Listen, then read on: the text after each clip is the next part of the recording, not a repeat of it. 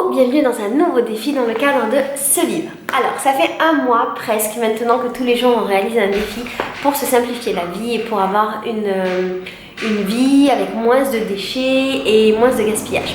Le défi d'aujourd'hui, il est hyper facile parce qu'on arrive en fin de course et que tu as déjà réalisé des défis dans ce style-là. Donc, a priori, c'est déjà fait pour toi, mais peut-être que ce sera une piqûre de rappel pour d'autres. Donc l'idée aujourd'hui, c'est de faire le ménage au naturel. La dernière fois, on avait vu comment fabriquer un produit ménager pour nettoyer les choses de la maison. J'avais évoqué la manière dont je nettoyais mon sol et c'est le défi typiquement d'aujourd'hui. Donc j'ai un peu spoilé la dernière fois. Ce que je voudrais aujourd'hui, c'est que tu réalises toi-même ton nettoyant pour le sol. Alors moi, avant, j'utilisais beaucoup de produits nettoyants. J'aimais bien les trucs bien fluo, machin, je nettoyais mon sol, ça sentait bon, machin. Et puis un jour, j'ai arrêté parce que je me suis rendu compte que les produits que j'utilisais n'étaient pas très bons et puis étaient aussi toxiques, qu'ils étaient composés de beaucoup de perturbateurs endocriniens et qu'ils me faisaient du mal. Du coup, j'ai décidé de nettoyer mon sol au naturel. Depuis, je nettoie mon sol soit avec de l'eau, tout simplement, soit je le nettoie avec de l'eau et du vinaigre.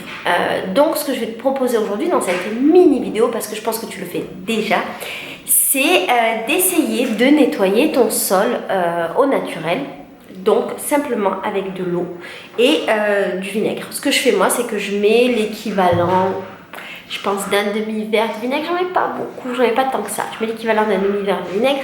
Et si tu te poses la question de est-ce que ça sent pas bon, l'odeur du vinaigre, elle est là pendant genre quelques minutes, mais après elle disparaît. Et si jamais tu as peur, tu peux ajouter une huile essentielle. Mais pour les huiles essentielles, je suis assez mitigée parce que les huiles essentielles coûtent cher, qu'elles demandent beaucoup d'énergie pour être fabriquées. Donc je me pose la question, est-ce que c'est vraiment nécessaire de les utiliser juste pour sentir bon, ou est-ce qu'il n'est pas plus judicieux de les utiliser que quand il y a des vertus plutôt thérapeutiques? Je ne sais pas si je peux dire ce mot-là. Voilà. J'avais vu un truc à un moment que j'avais essayé, c'était une astuce de grand-mère pour nettoyer le sol et c'était avec l'eau des patates. Et apparemment l'eau des patates nettoie bien le sol. Donc tu peux aussi essayer et nous dire si tu l'as fait et si ça a marché. Ici à Rio, j'habite dans une maison, j'ai du parquet et du... comment ça s'appelle ce truc tout lisse? Du carrelage. Et en fait je nettoie ma maison qu'à l'eau et ça marche super bien. Je passe 2 fois la serpillière avec l'eau.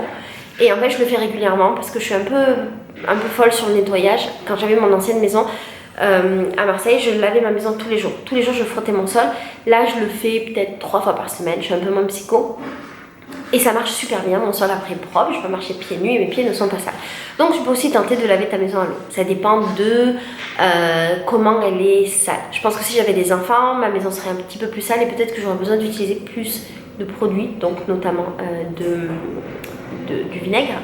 Mais là, ma maison n'est pas trop sale et je suis la seule à être dedans avec le chat qui est relativement propre, donc on salit pas trop la maison. Voilà, c'était un mini défi et une mini vidéo pour aujourd'hui. Disons que c'est la fin du défi, que c'est plus calme et que c'est plus cool. Je te fais des gros bisous, je te dis à demain pour un nouveau défi.